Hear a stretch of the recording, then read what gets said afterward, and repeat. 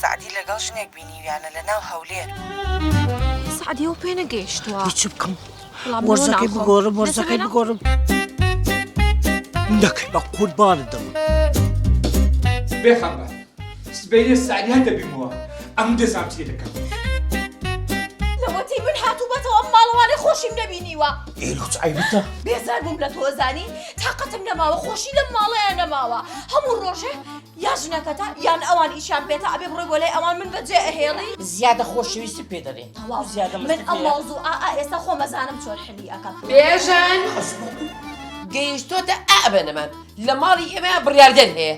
نەمزانی خوشکانان لە دواوەیە یەکسەر گوێی لێبوو بڕواوە بێ قەوما وەختێتی تەقیەوە خوشکانان وەهینەنا جاکوا بێوەژن کەوتایە دایکە توخواوا ماڵی بێوەژنی زۆر ناخۆشە. باس دەرێ وەستت کووە حوارت کووە باش نیم ئەتوو بی ئەو پیاوە تەلەفۆنە سەمندا بخەیت مشکۆ چ بدەوێ ها چی دەوێت تۆ چ دەوێت لە ژیانمان دوو ماڵ و یەک سعدی بەم زوانە لە دیمەن تیڤی.